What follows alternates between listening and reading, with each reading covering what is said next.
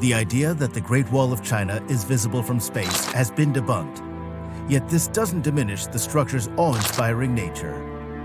It's a sizable wall and claims the title of the world's longest man-made structure. But how did it come into existence? And what is its purpose? Recently, scientists have made a terrifying discovery along the Great Wall of China that has the potential to change everything we thought we knew about its history. A sacred door has been discovered, which led to a room that not only contained ancient artifacts, but more than 50 hand grenades that are even usable. This discovery suggests that the Great Wall of China is not what scientists initially believed. Join us as we explore the history of the Great Wall of China and uncover the details of recent discoveries that have changed our perception of the past.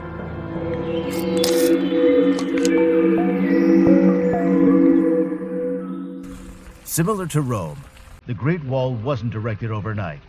It's a blend of pre-existing fortifications.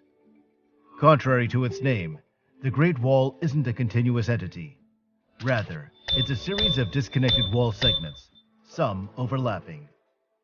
Constructed by various dynasties, these segments underwent cycles of disrepair, reconstruction, extension, or fortification over time.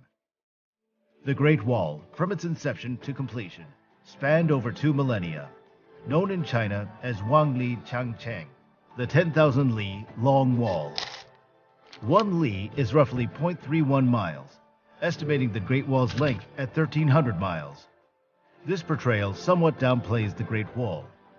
If we consider all ever-built sections, the total length would be about 13,171 miles. Around the 7th century BCE, the state of Chu initiated the construction of permanent defensive systems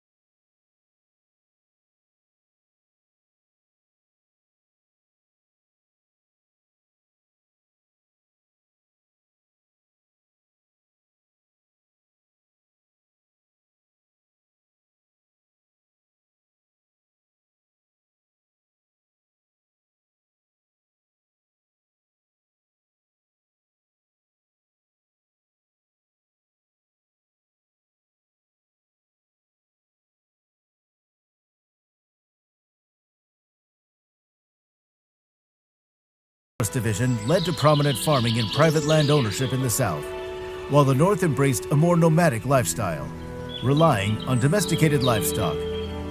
The wall functioned as a shield, safeguarding farms and ensuring the prosperity of the people. Following Qin Shi Huang's death in 210, the Qin dynasty's unity waned, splitting China into 18 separate states. During this period, the wall was left largely unguarded and fell into disrepair until 141 BCE, when Han Emperor Wudi ascended to power. He reinforced the wall to support his campaign against the Xiongnu people and safeguard trade routes, eventually becoming a part of the Silk Road. The wall played a crucial role during Wudi's reign in protecting both the nation and the burgeoning trade along this legendary road.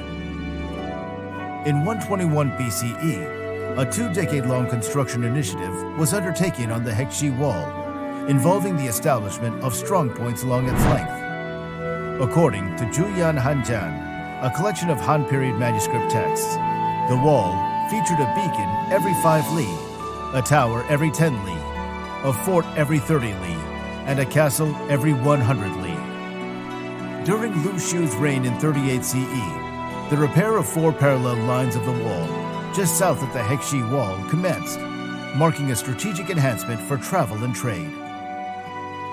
Over subsequent years, various dynasties, including the Beiwei dynasty, extended and repaired the Great Wall. The Beiwei dynasty utilized it as a defense against northern tribal attacks from Khitan and Wanwan.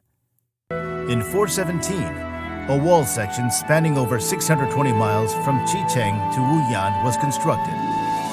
Under Taiwudi's reign from 423 to 452 CE, a thinner, lower-rammed earth wall encircling Datong was erected, starting from Guangling and extending to the eastern side of Huanghe.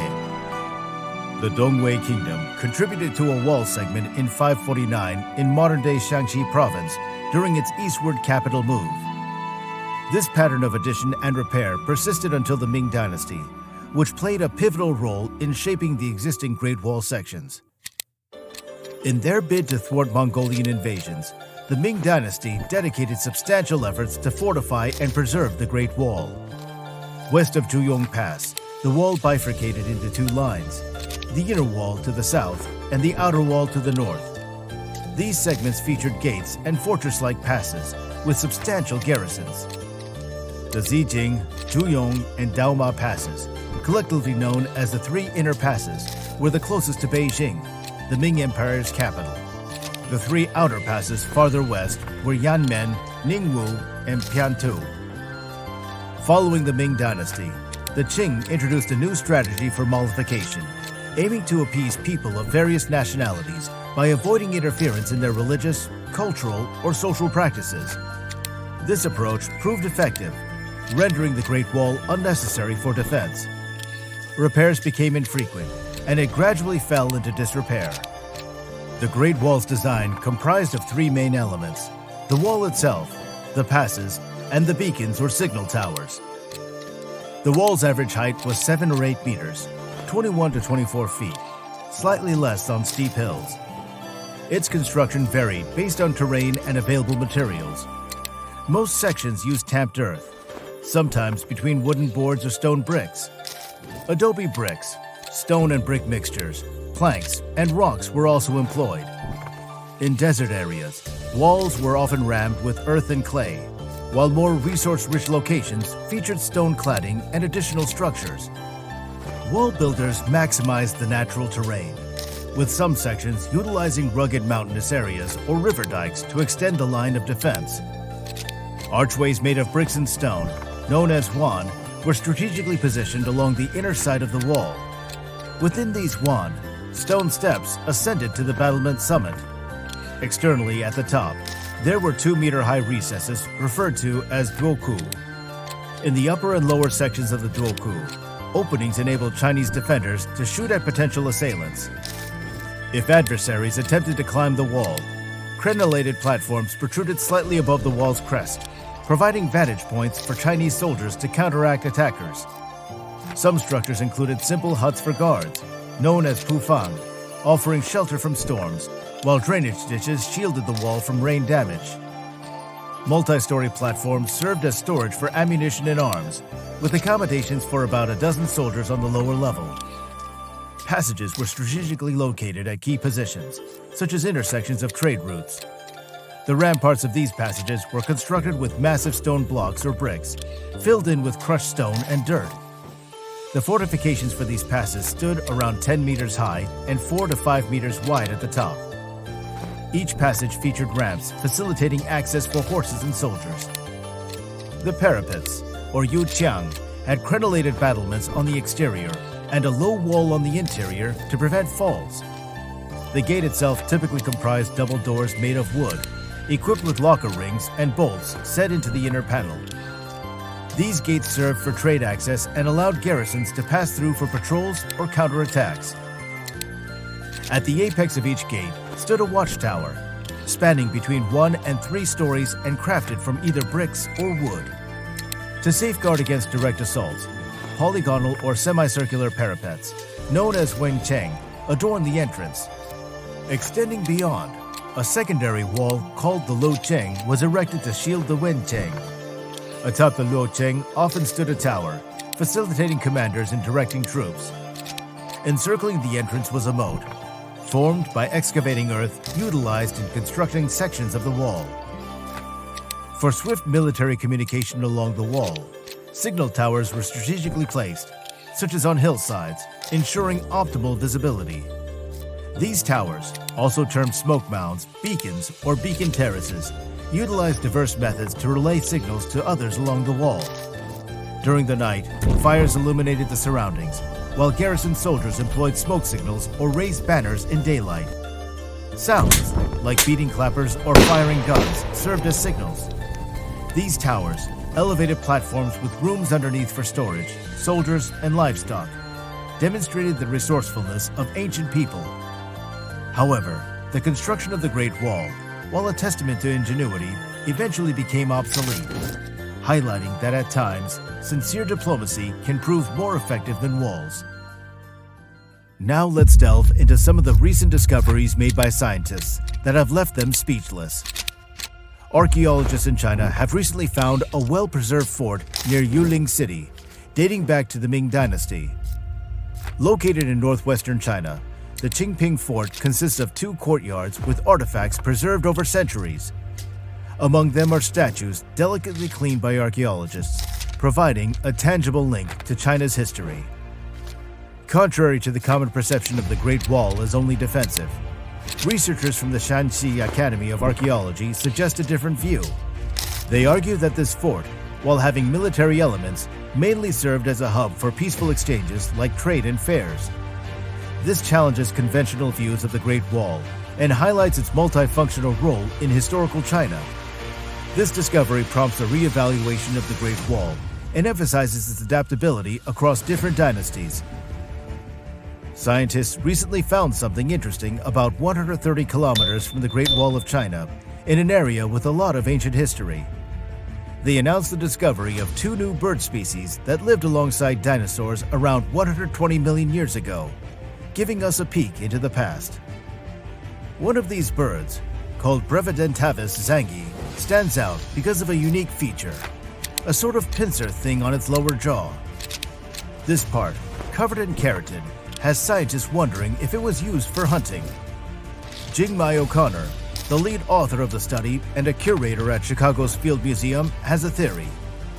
She thinks that the odd jaw thing on Brevidentavis zangi might have been a tool for finding prey. This idea sheds light on how this ancient bird adapted to a totally different environment from ours. Unlike today's birds, Brevidentavis had small, closely packed teeth in its beak. This is different from the toothless bills you see in many birds today, and it adds another layer to what we know about how birds have evolved. Finding these ancient birds near the Great Wall doesn't just help us understand prehistoric life. It also makes us curious about the ecosystems around this famous landmark. The fact that these birds thrived around 120 million years ago lets us imagine a time when dinosaurs roamed, and unique features like Brevidentavis's jaw thing played a big role in how early birds survived. When scientists dug into the details of this discovery, they found remains that give us a valuable look into the past. The Brevidentavis zangi, with its unique jaw and toothed beak, shows us a diversity of life in that region back then. The use of keratin in the jaw thing adds an interesting twist to the story. Even though we're familiar with keratin in our skin and nails, the fact that an ancient bird used it as a hunting tool shows how adaptable life had been over millions of years. The Brevidentavis zangi, with its unique features, becomes a symbol of how evolution can take many forms. Thinking about the landscape when these birds lived makes us consider the bigger picture of what was happening in the environment at the time.